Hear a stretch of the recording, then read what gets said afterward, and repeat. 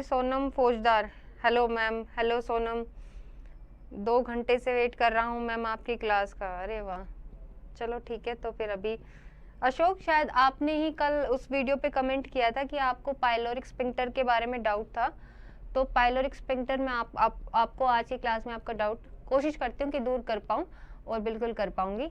तो चलिए, पहले जो कल की क्लास है, कल जो अपन ने पढ़ा था उसके बारे में आपको फिर से एक बार रिपीट करने जा रही हूँ, और पाइलोरिक स्फिंक्टर के बारे में भी आपको बता दूंगी उसी क्लास में। उससे पहले, शुरू करने से पहले चैनल को सब्सक्राइब जरूर कर देना। तो कल अपन ने क्या पढ़ा था? पाचन और अवशोषण के बारे में पढ़ा था। तो आज कोई डायग्राम कुछ भी नहीं बना रही, सिर्फ कल ये देखा था कि खाना कहाँ से जा रहा था, चबाया, कहाँ गया, फिर कैसे बाहर गया, तो वही सब डायग्राम के थ्रू देखा था। आज उसको एक बार और आपको अच्छे से बता देती हूँ, बस 5 मिनट लूंगी, फिर आज हम दूसरा टॉपिक शुरू करने वाले हैं। तो कल कुछ बच्चों के जो डाउट्स थे उनको आज इस 5 मिनट के टॉपिक में क्लियर कर लेते हैं, ठीक है? तो चलो शुरू करती हूँ। पाचन और अवशोषण, इंग्लिश मीडियम वाले बच्चों के लिए डाइजेस्टिव सिस्टम या फिर अब्जॉर्प्शन। तो देखो, कल क्या बोला था?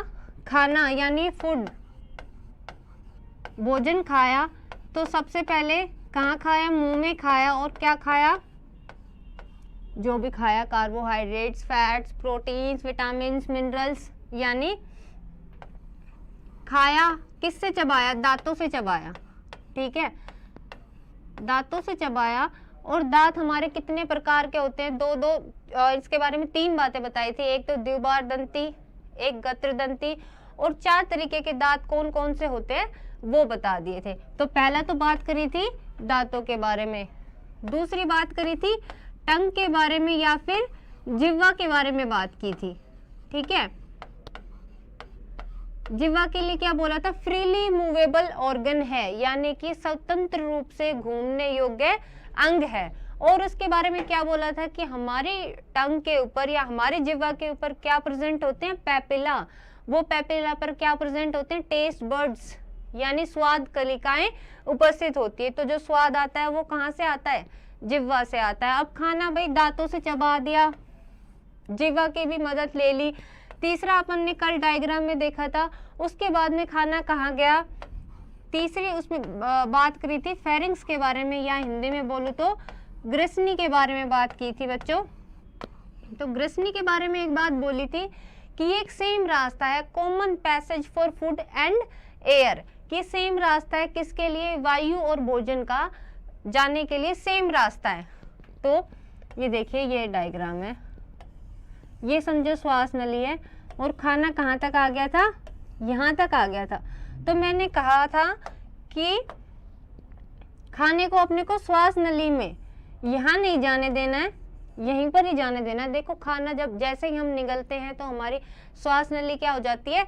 बंद हो जाती है। और उसको बंद करने में कौन मदद करता है? मैंने कहा था यहाँ एक बॉडीगार्ड है, ये बॉडीगार्ड मदद करेगा कि जैसे ही हमने खाना निगला वो श्वास नली को ब्लॉक कर देगा, बंद कर देगा, ताकि खाना खाने वाली नली में या भोजन नली में या फूड पाइप के अंदर ही जाए, और विंड पाइप यानी श्वास नली के अंदर ना जाए। तो मैंने क्या बोला था? इसका क्या नाम दिया था? उपास्थीय घाटी ढक्कन। उपास्थीय मतलब इंग्लिश में क्या बोलेंगे? कार्टिलेजियस फ्लैप, या हिंदी में उपास्थीय घाटी ढक्कन। जब हम खाना खाएंगे और खाना हमने निगला, उस टाइम पे, निगलने के टाइम पे उसको ब्लॉक कर देगा, हमारे विंड पाइप को, यानी श्वास नली को।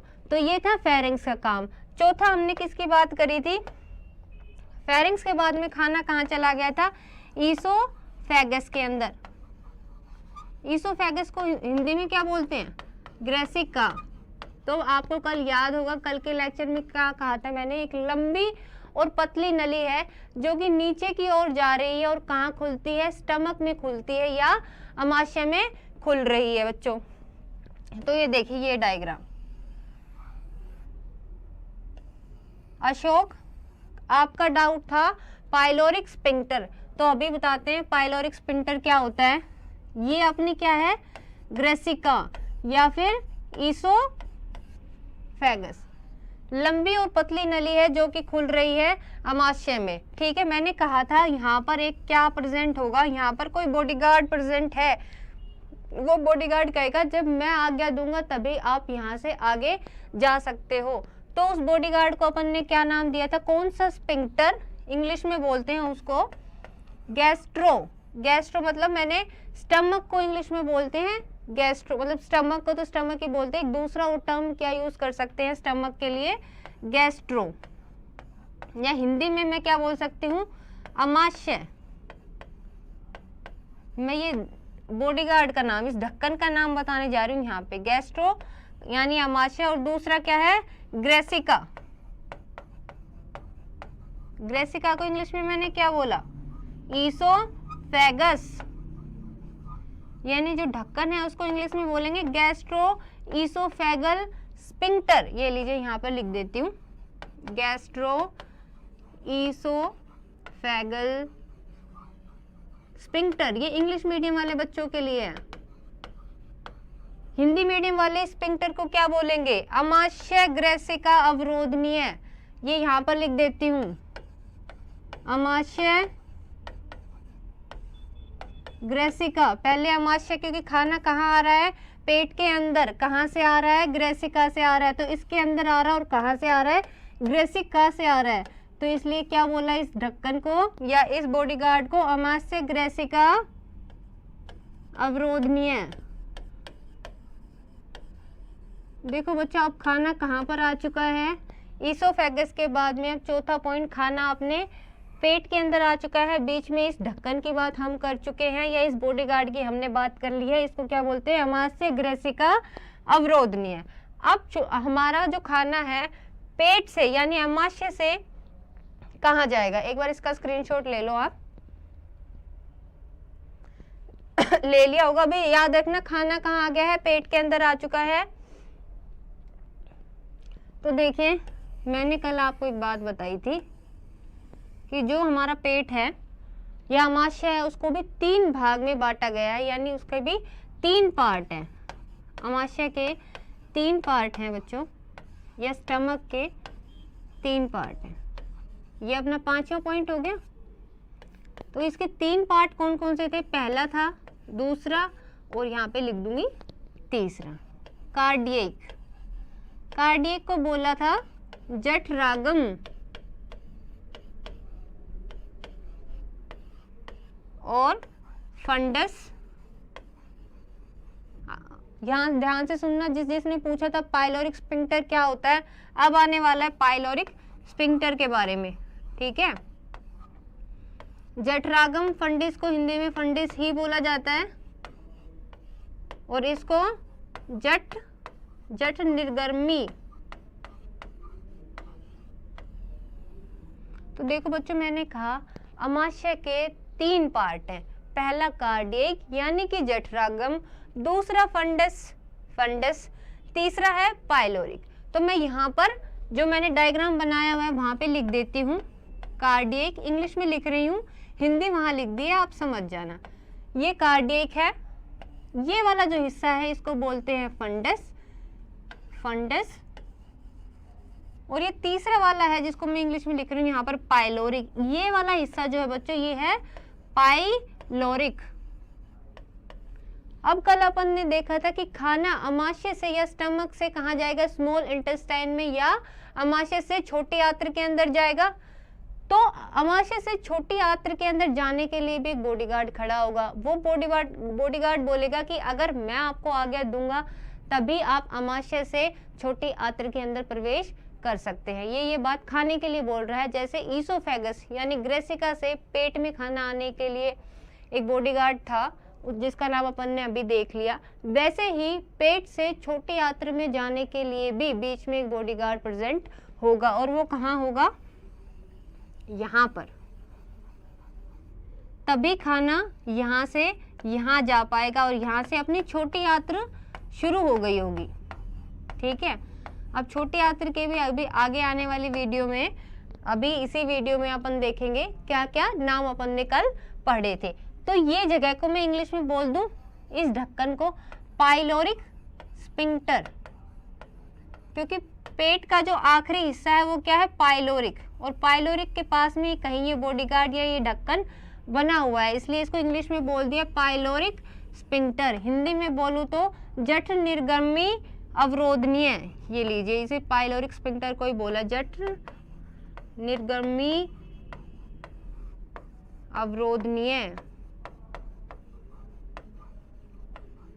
देखो बच्चों, बस पाइलोरिक स्फिंक्टर या जठ निर्गमी अवरोधनीय के बारे में इतना ही देखना है कि कहाँ होता है। अब आपको समझ में आया कि कहाँ होता है। एक मिनट में देख लेती हूँ कौन बच्चा पूछ रहा था, अशोक शायद पूछ रहा था। अशोक, अभी आपको समझ आया? कहाँ दिख रहे हैं कमेंट्स? एक मिनट अशोक, आपके कमेंट्स शो नहीं हो रहे हैं, एक मिनट। अशोक बताइए, पाइलोरिक स्फिंक्टर के बारे में समझ में आया क्या आपको? पता नहीं कहाँ है अशोक तो, पर चलो कोई बात नहीं। अशोक जहाँ भी हो, ये वीडियो जब भी देखो तो बताना मेरे को आपको समझ आया कि नहीं आया पाइलोरिक स्फिंक्टर के बारे में। अब खाना पेट से छोटी आंत्र में चला गया। अब अपने को मैंने कहा था बस ये इनके भाग याद रखने हैं। तो छोटी आंत्र के भी 3 नाम है, वो 3 नाम कौन कौन से हैं? स्मॉल इंटेस्टाइन, इसका मतलब ये देखो इन शॉर्ट में लिख रही हूँ, SI मतलब स्मॉल इंटेस्टाइन। छोटी आंत्र के 3 नाम कौन कौन से हैं? इंग्लिश में लिखूंगी पहले, फिर हिंदी में। ड्यूडनम, कल बोला था एक यू आकार का कोई स्ट्रक्चर है जिसको बोला था ड्यूडनम या बोला था ग्रहणी। उसके बाद में था जेजनम। अब देखो आपके पेपर में क्वेश्चन ये पूछ लेते हैं, नीट वाले बच्चों के लिए भी, और बाकी आप जो बच्चे देख रहे हैं क्या क्वेश्चन पूछ लिया जाता है कि जेजनम स्मॉल इंटेस्टाइन का या छोटी आंत्र का कौन सा हिस्सा है? बीच वाला है, पहला है या आखिरी वाला है? तो कौन सा पार्ट है? मिडिल पोर्शन है, यानी बीच वाला भाग है। जेजनम को क्या बोलते हैं? कुंडलित अग्रछुद्र क्षुदंत्र, वही। उसके बाद में अब तीसरा क्या आ जाएगा? एलियम, इसको भी क्या बोला जाता है? कुंडलित, बस अग्र नहीं लगेगा, क्षुदंत्र। अब स्मॉल इंटेस्टाइन से यानी छोटी आंत्र से खाना कहाँ जाएगा बच्चों? लार्ज इंटेस्टाइन में, यानी कि देखो जो मोस्टली जो डाइजेशन होगा यानी खाने का जो पाचन होगा वो पेट के अंदर या आमाशय के अंदर और छोटी आंत्र या स्मॉल इंटेस्टाइन के अंदर हो चुका होगा। अब जो खाना है जो कि डाइजेस्ट नहीं हुआ है, जिसका पाचन नहीं कर पाया है शरीर, उसको कहाँ भेज दिया जाएगा? लार्ज इंटेस्टाइन या बड़ी आंत्र के अंदर। तो अब बड़ी आंत्र की बात करूं तो कल ही आपको बताया था कौन कौन से भाग हैं इसके। एक था सीकम, सीकम को बोला था अंधनाल, ठीक है। सीकम के बाद में और कोई मुझे बताएगा कि क्या बोला था? जल्दी से। कोलोन, कोलोन अपन ने देखे थे 3 तरीके के थे, ये जो डाइजेस्टिव सिस्टम ऐसे ऐसे कुछ करके बनाया हुआ था। तो मैंने कहा था असेंडिंग यानी आरोही, ऊपर की तरफ बढ़ता हुआ, या अनुप्रस्थ या अवरोही। कोलोन को हिंदी में क्या बोलते हो आप? वृहदंत्र। तो जो ऊपर जा रहा है उसको आरोही वृहदंत्र, जो ऐसे जा रहा है यूं सीधा ऐसे, ये देखो, उसको अनुप्रस्थ वृहदंत्र। और जो नीचे की तरफ आ रहा है ये वाला, इसको क्या बोलेंगे? अवरोही वृहदंत्र। इंग्लिश मीडियम वाले बच्चों के लिए असेंडिंग कोलोन, ट्रांसवर्स कोलोन, और ये वाला है डिसेंडिंग कोलोन। और तीसरा जो पार्ट था वो था बच्चों रेक्टम, इसको क्या बोला था? मलाशय। और फिर जो मल होता है वो गुद्दे द्वारा बाहर निकाल दिया जाता है। कल अपन ने पूरे लेक्चर में ये पढ़ा था, कुछ बच्चों को पाइलोरिक स्फिंक्टर में डाउट था, वो आज क्लियर करा दिया है।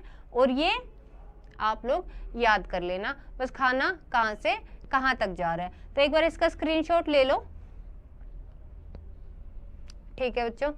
अब जिसको पाचन और अवशोषण की सबसे पहली क्लास याद है, उस क्लास में मैंने बताया था कि पूरा जो हमारा डाइजेस्टिव सिस्टम है या पाचन तंत्र किससे मिलकर बना हुआ है, तो मैंने बोला था जो हमारा पाचन तंत्र है वो alimentary canal plus associated glands यानी कि आहार नाल और कुछ सहायक ग्रंथियों से मिलकर हमारा पाचन तंत्र बना हुआ है। तो आहार नाल यानी एलिमेंट्री कैनाल के बारे में तो हमने पूरा देख लिया है, माउथ टू एनएस या फिर मुख से गुद्दे तक हमने सब कुछ पढ़ लिया है। खाना पहले कहाँ जाएगा, फिर कहाँ जाएगा, फिर कहाँ जाएगा। अब उससे जुड़ी हुई सहायक ग्रंथियों के बारे में बात करने वाले हैं, ठीक है।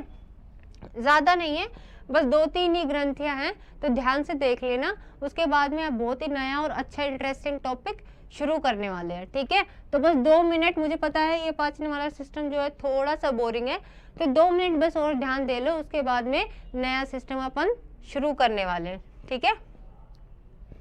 तो मैं बात करने वाली हूँ उससे जुड़ी ग्रंथियों के बारे में या फिर बोल दूँ एसोसिएटेड ग्लैंड्स के बारे में बच्चों।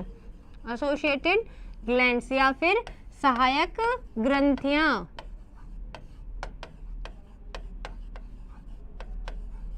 ये लीजिए सहायक ग्रंथियां। तो सबसे पहले तो जब खाना चबाते हैं तो क्या बनना जरूरी है, लार का बनना जरूरी है या स्लाइवा का बनना जरूरी है। तो कौन कौन सी ग्लैंड्स हैं या कौन कौन सी ग्रंथियां हैं जो लार को बनाने में मदद करेंगी। तो एक तो है सबसे पहले कर्णपूर्व ग्रंथि। इसके नाम से ही पता चल रहा है कि कान के पास में कोई ग्लैंड होगी या कान के पास में कोई ग्रंथि ये प्रेजेंट होगी। इसको इंग्लिश में क्या बोलते हैं, पार्टोइड ग्लैंड या हिंदी में कर्णपूर्व ग्रंथि। उसके बाद में है एक है सब मैंडिबुलर। ये कहाँ प्रेजेंट होती है बच्चों, ये अपने नीचे वाले जबड़े में प्रेजेंट होती है। इंग्लिश में लिखूं तो लोअर जॉ और हिंदी में लिखूं तो क्या, नीचे वाला जबड़ा।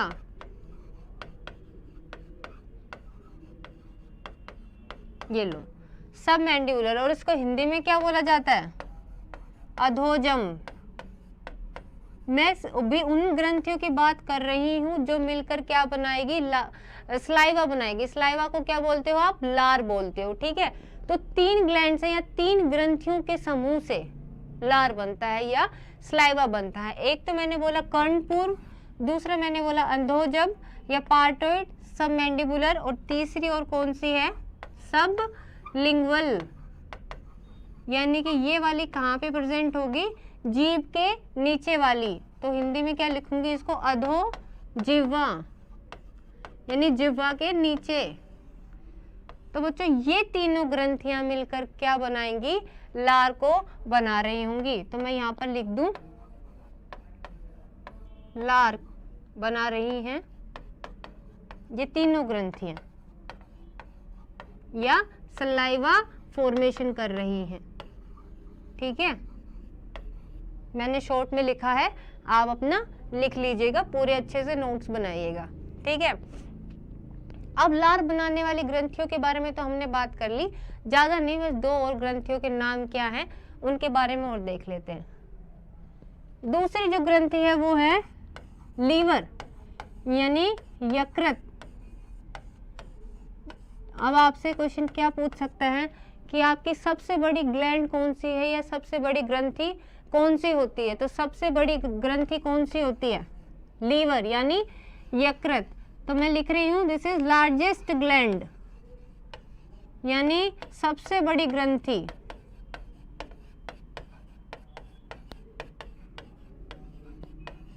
ठीक है। इसका वजन एक अडल्ट में यानी हमारे अंदर कितना होगा, इसका वेट की बात करूं तो 1.2 kg से अराउंड 1.5 kg इतने तक का इसका वजन हो सकता है बच्चों, ठीक है। तो दूसरी ग्लैंड क्या हो गई, लीवर।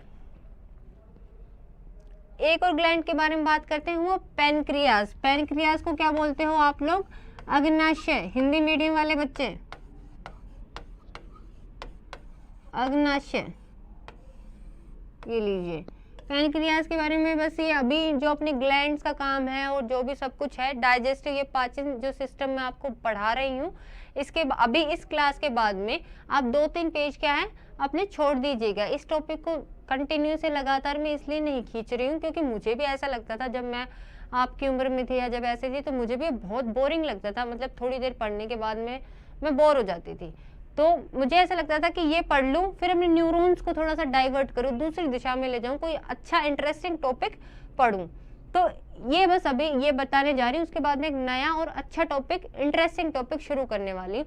तो बस इसके बारे में एक सेकेंड सुन लो। कुछ भी नहीं है, जो अपने पैनक्रियाज हैं या अग्नाशय हैं, ये क्या है, पैनक्रियाज को एक्सोक्राइन या फिर एंडोक्राइन ग्लैंड भी बोल सकते हैं। एक्सो और एंडो, इसका क्या मतलब हुआ, बहिःस्राव, यानी बाहर की तरफ जो स्राव करेगी। दूसरा है एंडो, एंडोक्राइन सिस्टम के बारे में भी हम पढ़ेंगे, हमारे सिलेबस में है। तो मैंने क्या कहा, ये एक एक्सोक्राइन ग्लैंड भी है और एंडोक्राइन ग्लैंड भी है। तो क्या बोलूंगी इसको, अंतःस्राव। बस अभी इनके बारे में ज़्यादा कुछ भी नहीं देख रहे, इसका भी आप स्क्रीनशॉट ले लो और 2-3 पेज आप छोड़ देना। जब एक इंटरेस्टिंग टॉपिक शुरू करेंगे वो ख़त्म करेंगे, फिर इसको भी किसी दिन क्वेश्चंस के साथ साथ में कवर करवा देंगे, ठीक है। तो अभी इस बोरिंग टॉपिक को और ज़्यादा लंबा नहीं खींच रहे, बस हमने पूरा पढ़ लिया। पाचन तंत्र 2 चीज़ों से मिलकर बना हुआ था, हमारी आहार नाल और सहायक ग्रंथियों से मिलकर। पूरी आहार नाल और उससे जुड़ी सहायक ग्रंथियों के बारे में हमने देख लिया है। ये तो देख लिया कि कौन सी होती है। अब इनके कार्य जो भी हैं वो आगे आने वाली क्लास में देख लेंगे, ठीक है। तो अब बच्चों नया टॉपिक शुरू करने जा रही हूँ। वो टॉपिक का नाम क्या है, स्केलेटन सिस्टम। बहुत इंपॉर्टेंट टॉपिक है, आपके पेपर में इससे क्वेश्चन पूछा जाता है। स्केलेटन सिस्टम यानी कि कंकाल तंत्र। अब देखो, कंकाल तंत्र या स्केलेटन सिस्टम, इसके बारे में इसको देखते ही सबसे पहले आपके दिमाग में क्या सवाल आता होगा। कोई अगर इसमें सबसे पहले तो जो क्वेश्चन पूछ सकता है वो क्या पूछेगा, सबसे पहले तो यही बनेगा भाई कि इसकी स्टडी को, कंकाल की स्टडी को या स्केलेटन की स्टडी को क्या कहते हैं। स्टडी यानी इसके अध्ययन को क्या कहते हैं। तो क्या किसी को पता है कि इसकी स्टडी या इसके अध्ययन को क्या बोलते हैं? चलो 1-2 बच्चों के कमेंट्स देख लेते हैं।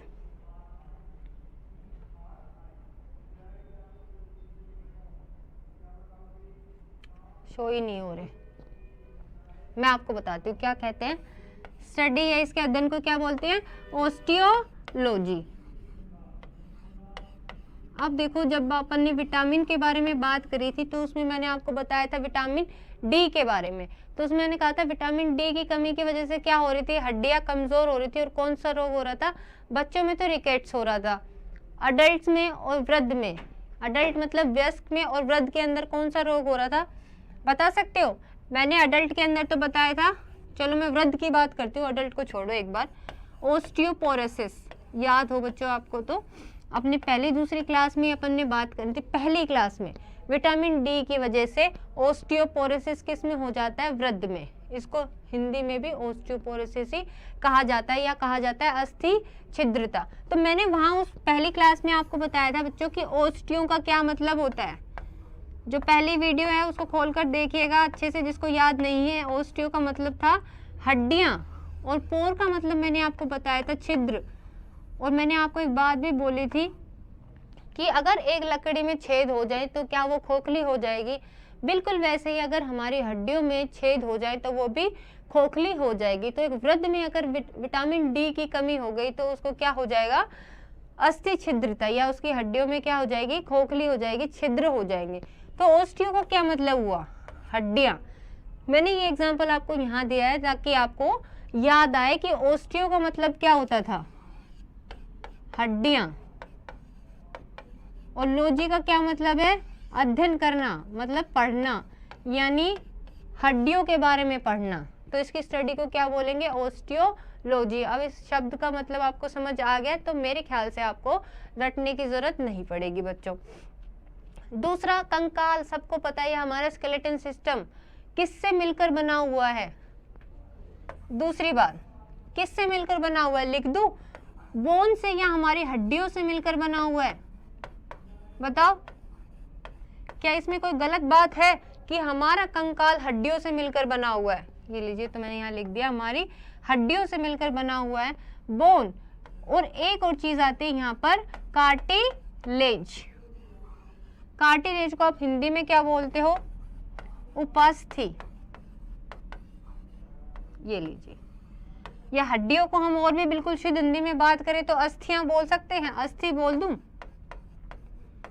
यानी बोन को तो क्या बोलते हैं? अस्थि, और कार्टिलेज को क्या बोलते हैं? उपास्थि। अब देखो, हड्डियों की अगर कोई बात करे तो आप बिल्कुल अच्छे से एक्सप्लेन कर पाओगे कि हड्डियां क्या है। ठीक है, सबको पता है हड्डियां क्या होती है, लेकिन कार्टिलेज या उपास्थि अगर इसके बारे में कोई आपसे पूछे तो सब यही कहेंगे कि हाँ, नाम तो सुना सुना सा है, लेकिन इसके बारे में कुछ बता नहीं पाओगे आप। अब देखो, जैसे मेरे ये कान है, तो ये कान बिल्कुल ऐसे मुड़ तुड़ सकता है, मैं इसको ऐसे आराम से मोड़ पा रही हूँ। तो ये कान हड्डियों से मिलकर ही बना हुआ है, क्योंकि ये एक स्ट्रक्चर है। ये स्ट्रक्चर ऐसा कैसे बना हुआ है? हड्डियों की वजह से ही बना हुआ है। लेकिन ये कैसी हड्डी है? सॉफ्ट हड्डी है। ठीक है, तो मैं कार्टिलेज या उपास्थि के लिए बोल सकती हूँ कि इसका क्या मतलब होता है, यानी सॉफ्ट बोन। जो हमारी सॉफ्ट हड्डियां होती हैं वो कार्टिलेज होता है या वो उपास्थि होती है। अभी आपको याद आ जाएगा, अभी जस्ट थोड़ी देर पहले इसी वीडियो में हमने पढ़ा है, जो खाना उपास्थि घाटी ढक्कन खाने को हमारी श्वास नली में जाने से रोकता है, यानी कार्टिलेजियस फ्लैप। ये बात मैंने वहां पर जोर देके फिर से इसलिए कहा था क्योंकि मुझे पता था यहाँ पर फिर हम इस चीज के बारे में डिस्कस करने वाले। तो कौन सा? उपास्थि घाटी ढक्कन। क्या काम था इसका? खाने को श्वास नली में नहीं जाने दे रहा था। उपास्थि घाटी ढक्कन, वो ढक्कन भी किससे मिलकर बना हुआ है? कार्टिलेज या उपास्थि यानी सॉफ्ट बोन से बना हुआ है। ठीक है बच्चों, स्टडी को ऑस्टियोलॉजी किससे मिलकर बना हुआ है? बोन, हड्डियां या अस्थि और कार्टिलेज से मिलकर बना हुआ है। अब इस टॉपिक पे और क्या सवाल बन सकते हैं? देखो, ये सबको पता है, इसका स्क्रीनशॉट ले लो आप एक बार। अब मैं अगर पूछूं आपसे कि एक वयस्क में या अडल्ट में या हम में और आप में कितनी हड्डियां हैं, तो ये तो मैं श्योर हूं सबको पता होगा। एक वयस्क में या एक अडल्ट में कितनी हड्डियां हैं? 206। इसमें तो मैंने आपको कोई नई बात नहीं बताई। तो सवाल क्या बनता है? ये बन सकता है, तो एक वयस्क में एक अडल्ट में हड्डियों का नंबर कितना? 206। बात करती हूँ एक बच्चे की, चाइल्ड की या एक बच्चे की, तो बच्चे में कितनी हड्डियां होती हैं? देखो, बच्चे में जो हड्डियां होती हैं वो होती है 270 से 300 तक। ठीक है बच्चों। वहीं अब बात करती हूँ एक एम्ब्रियो की या किसी भ्रूण की। भ्रूण मतलब क्या? बच्चा जो अभी माँ के पेट में है उसमें कितनी हड्डियां पाई जाती हैं? 300 से 350 तक। अब जो सवाल ये उठता है कि एक छोटे से बच्चे में 350, 270, 300 तक इतनी हड्डियां होती हैं, तो फिर एक वयस्क में 206, तो ये सारी हड्डियां गई कहाँ? पहले तो इतनी ज़्यादा थी, यानी जब हम माँ के पेट में थे जब तो बहुत ज़्यादा थी, फिर जब चाइल्ड थे, हम बच्चे थे, तब भी ज़्यादा ही थी, लेकिन अब जब अडल्ट हो गए और भी बड़े हो गए तो फिर 206 ही रह गई। तो बाकी की हड्डियाँ कहाँ चली गई? सोचने वाली सी बात है ना कि कहाँ चली गई। तो देखो बच्चों, जो हमारी क्या है, हाइट बढ़ती है, यानी जो हमारी ग्रोथ हो रही है, हाइट बढ़ती है। मैंने ऊपर एरो बनाया है, ऊपर मतलब बढ़ते हुए। तो जो हमारी हाइट बढ़ रही है, ये आ रहा है कि नहीं आ रहा है आपकी वीडियो में? अच्छा, आ रहा है। हाइट बढ़ती है, वो किस कारण बढ़ रही है? इन्हीं हड्डियों के जुड़ने के कारण बढ़ रही है। तो यहाँ पर लिख दूं, हड्डियों के जुड़ने से, हड्डियों के जुड़ने की वजह से जो हड्डियां पहले 350 थी वो अब आपस में जुड़कर कितनी रह गई?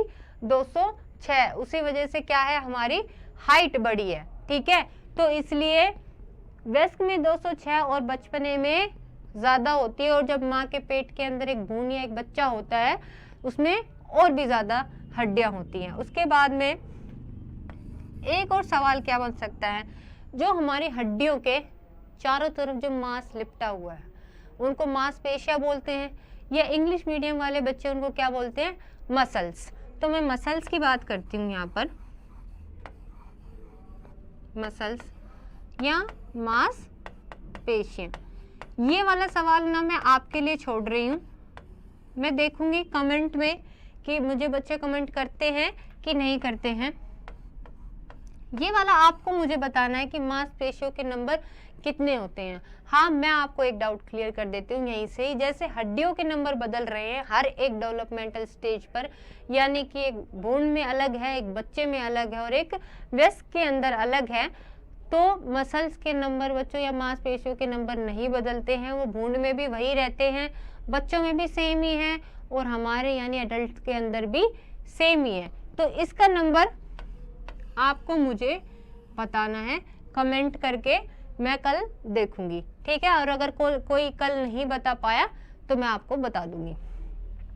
एक और क्वेश्चन क्या बचता है इस पे, मसल्स की यानी मांसपेशियों की स्टडी को क्या बोला जाता है? इसकी स्टडी को क्या बोला जाएगा या इसके अध्ययन को क्या बोला जाता है? तो बच्चों इसके अध्ययन को बोला जाता है मायोलॉजी। मैं आपको हर एक शब्द तोड़ तोड़ के इसीलिए पढ़ाती हूँ और इतना धीरे आराम से आपको इसीलिए पढ़ाती हूँ क्योंकि भागने से मतलब नहीं है कि इतना पढ़ लिया, इतना पढ़ लिया, इतना पढ़ लिया। इतना भी पढ़ लो और उसमें से क्वेश्चन एक भी नहीं कर पाए तो इतना पढ़ने का कोई मतलब नहीं है। इतना भी पढ़ा लेकिन उसमें से जहाँ से भी क्वेश्चन उठा वो आपने किया और सही किया, वो मायने रखता है और वही सिलेक्शन करवाता है, ठीक है। मायो, मायो का क्या मतलब है? मसल्स, मसल्स यानी कि मांसपेशियां। मायो का मतलब है, यहाँ लिख देती हूँ, मसल्स। और मसल्स को क्या कहा? मांसपेशियां। और लॉजी का मतलब अध्ययन करना, इसलिए मसल्स की स्टडी करने को क्या कहा? मायोलॉजी, ठीक है बच्चों। अब यहाँ तक तो मुझे नहीं लगता कोई भी डाउट है, और जैसा मैं हमेशा कहती हूँ अगर कोई भी डाउट हो तो मुझे आप कमेंट करके बताइएगा, मैं ध्यान दूंगी। और अगर कुछ भी समस्या होगी तो कल की क्लास में उसको दूर कर दिया जाएगा। तो इसका स्क्रीनशॉट ले लीजिए आप एक बार और फिर मैं आगे कंटिन्यू करती हूँ। अब देखिए जो हमारा कंकाल तंत्र है यानी स्केलेटन सिस्टम है, उसको भी दो भाग में बांट दिया गया है। कौन कौन से दो भाग में? लिख दूं, कंकाल तंत्र। कंकाल तंत्र को बच्चों दो भाग में, दो तरीके की हड्डियां। सबसे पहली एक्सियल बोन, एक्सियल बोन यानी कौन सी हड्डियां? अक्षीय, अक्षीय कंकाल। और दूसरा है अपेंडिकुलर बोन, अपेंडिकुलर बोन। इसको हिंदी वाले बच्चे क्या बोलते हैं? अनुबंधीय, अनुबंधीय कंकाल। और ये भी है एक अडल्ट में। एक अडल्ट की बात करूं, एक अडल्ट में कितनी है? 206 हड्डियां। अब मेरे साथ अगर आप 10-15 मिनट भी पूरे ध्यान से और शांति से बैठ जाएंगे ना तो आपको इन सारी हड्डियों के नाम बहुत आराम से याद हो जाएंगे। और ये इम्पोर्टेंट है, आपके क्वेश्चंस में, आपके पेपर में ये क्वेश्चंस आते हैं।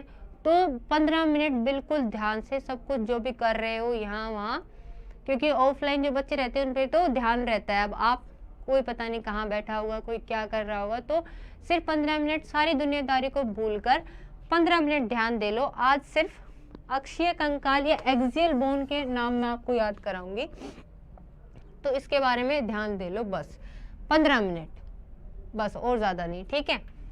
तो एक्सियल बोन और अपेंडिकुलर बोन यानी अक्षीय कंकाल और अनुबंधीय कंकाल के बारे में हम इनको कैसे याद रखेंगे? देखो, एक्सियल यानी अक्षीय कंकाल में वो वाली हड्डियां आती है जिसको हम स्वयं नहीं देख सकते, यानी खुद से नहीं देख सकते। जैसे अगर मैं मेरे मुंह की बात करूं, मेरी शक्ल मैं खुद से नहीं देख सकती, मेरे यानी मेरी शक्ल देखने के लिए मुझे किसकी ज़रूरत पड़ेगी? किसी शीशे की या मिरर की ज़रूरत पड़ेगी, ठीक है। तो मेरा सर से लेकर मेरी कमर तक की जो हड्डियां हैं वो सारी किस में आएंगी? एक्सियल बोन यानी अक्षीय कंकाल की। अब ये जो मैंने आपको दिया है ना डायलॉग कि मैं शीशे में नहीं देख सकती, तो कुछ कहेंगे कमर को देख सकते हैं, तो इसको बिल्कुल आइडियल नहीं मानना है। बस अब जैसे मैं अगर बात करूं, मेरे हाथों को मैं देख सकती हूँ आराम से अपनी आंखों से, मेरे पैरों को मैं देख सकती हूँ अपनी आंखों से। तो हाथ और पैर की हड्डियों के बारे में तो अनुबंधीय कंकाल में पढ़ेंगे, ठीक है, जो हम अपनी आंखों से देख पाए, या फिर जिसके लिए हमें मिरर की या शीशे की मदद की जरूरत पड़ेगी, वो वाली हड्डियां कहाँ हैं, अक्षीय कंकाल के अंदर आती है। जैसे सबसे पहले मैं बात करूं हेड के बारे में, हेड को क्या बोलोगे, सिर के बारे में बच्चों, ठीक है। तो हेड को आप अपने सर को नहीं देख सकते हो बिना शीशे के, ठीक है। मैं हेड की बात करूं, हेड में टोटल नंबर ऑफ बोन्स यानी टोटल कितनी हड्डियां होती है, 29, ठीक है बच्चों, 29 हड्डियां होती हैं। अब हेड में भी मैंने पूरे हेड को नहीं लिया क्योंकि, या पूरे सर को नहीं लिया क्योंकि पूरे सर की बात करूं तो आंख, नाक, कान सब कुछ आ जाते हैं। मैं अभी हेड में सिर्फ स्कल यानी खोपड़ी की बात करने जा रही हूँ। मैंने कहा टोटल तो हड्डियां कितनी होती है इसमें, 29। उसके बाद में मैंने बोला हेड में भी मैं सिर्फ अगर स्कल की बात करूं, स्कल को क्या बोला जाता है, खोपड़ी की बात करती हूं अगर, तो उसमें कितनी हड्डियां हैं, 22, ठीक है बच्चों। मतलब इस 29 में से 22 हड्डियां तो किस में है, खोपड़ी में। अब कहा कि स्कल को यानी खोपड़ी को, खोपड़ी का मतलब देखो जो जादू टोने करने वाले होते हैं तो टीवी में दिखाई जाती है ना, वैसे डरावने बाबा वगैरह कुछ अपने पास में खोपड़ी लेकर बैठे रखते हैं, या हमारी लैब्स में प्रेजेंट होता है कंकाल, ठीक है। तो खोपड़ी में कितनी हड्डियां हो गई, 22। इसको भी अब आगे 2 पार्ट में डिवाइड किया गया है, किस किस में, क्रेनियम, क्रेनियम को हिंदी में बोलते हैं कपाल, और बोला है फेस, फेस को आप लोग बोलते हो चेहरा, ठीक है। कपाल को कैसे याद रखेंगे, जहां ना हो बाल वही कपाल, यानी ऊपर वाला जो खोपड़ी हो गई वो क्या हो गया, कपाल, और फेस चेहरा तो हम सबको पता ही है। मैंने कहा इसमें टोटल 22 हड्डियां होती है, तो 22, 8 तो कपाल में होती हैं और 14 चेहरे के पास, तो हो गई हमारी 8 और 14 हड्डियां। 8 और 14 को काउंट कर लेंगे तो कितनी हो गई, टोटल 22। अब पूरे हेड की बात करूं तो एक और क्या चीज, इसका स्क्रीनशॉट ले लो, नेक्स्ट स्लाइड ले रही हूं।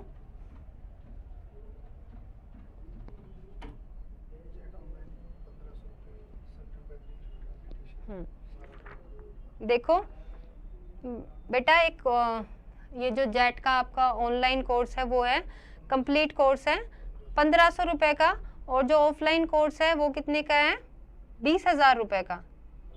तो जिसको ऑनलाइन चाहिए वो ऑनलाइन फटाफट अपने रजिस्ट्रेशन करवा दो, और जिसको ऑफलाइन पढ़ना है वो कोचिंग में 3 बजे आपकी क्लास, आप नंबर दिया होगा हमारी साइट पे नीचे की तरफ आ रहा होगा, कॉल कर लीजिएगा एक बार रिसेप्शन पे, और कोर्स को प्लीज़ बाय करो, या फिर आओ ऑनलाइन वाले रजिस्ट्रेशन कराओ, ऑफलाइन वाले भी अपना रजिस्ट्रेशन कराओ।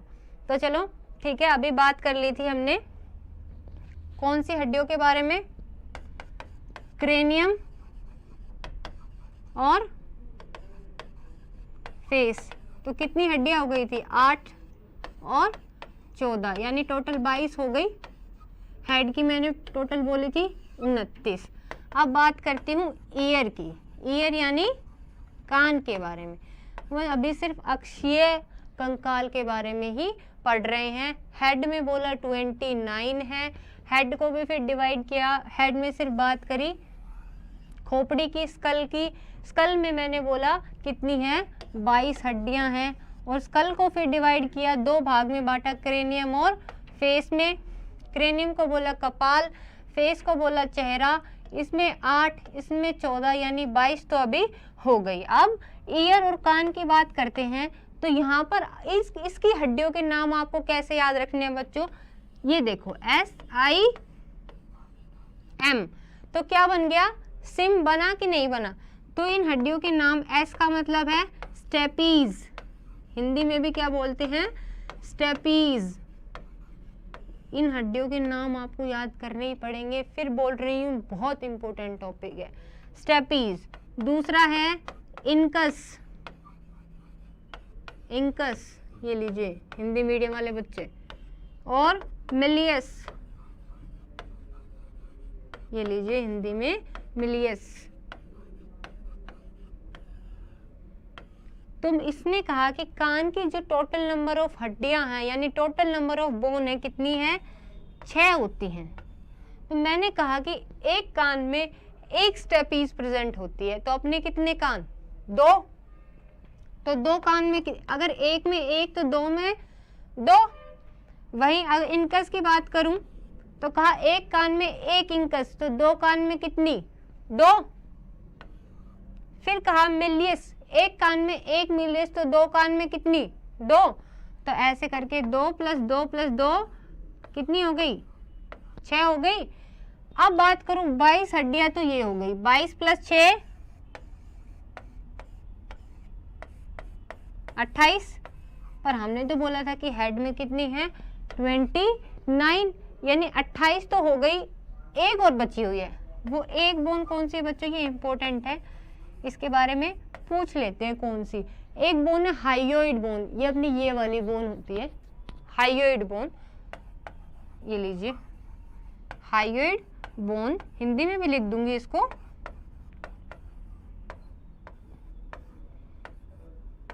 बोन को तो हड्डी बोलते हो। हाइयोइड बोन का नंबर कितना होता है, 1, ठीक है। तो अपनी 28 + 1 कितनी हो गई, 29। ये हाइयोइड बोन मैंने आपको बोला ये वाली बोन होती है। जब फांसी लगा लेते हैं ना कोई, तो सबसे पहले कौन सी हड्डी टूटती है, कहते हैं हाइयोइड बोन टूटती है। तो ये वही वाली हड्डी है, ठीक है। तो अभी पूरा हो गया हेड के बारे में, 29 तो ये हड्डियां हो गई। स्क्रीनशॉट ले लीजिए एक बार और प्रॉपर अच्छे से साफ सुथरे नोट्स बनाने हैं इसके, ठीक है। अब बात करती हूँ हेड के बारे में, यहाँ तक बात कर ली हमने।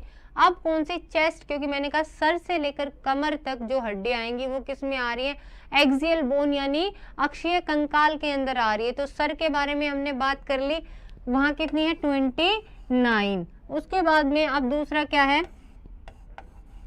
चेस्ट के बारे में बात करती हूँ या छाती के बारे में बात करती हूँ।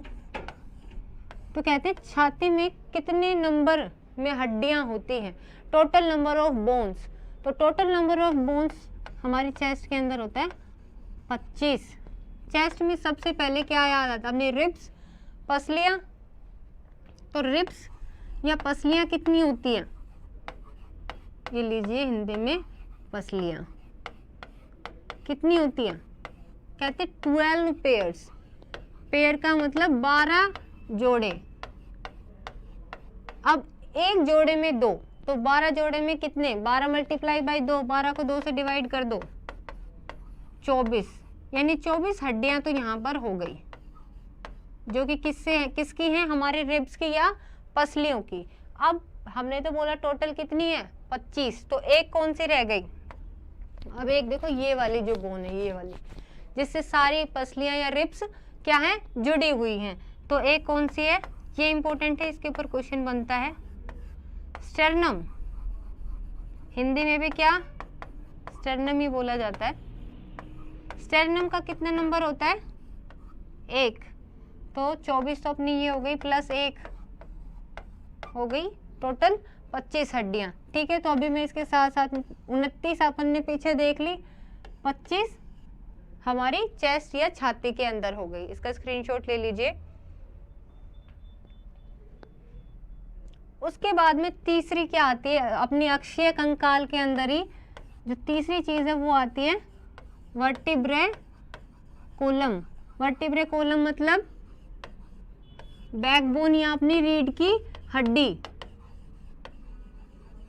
ये लो हिंदी में लिख देती हूँ, रीढ़ की हड्डी। इसके अंदर कितनी हड्डियां होती हैं, टोटल नंबर 26। 3 चीजों के बारे में पढ़ा है अभी तक। सबसे पहले हेड में 29, फिर चेस्ट में 25।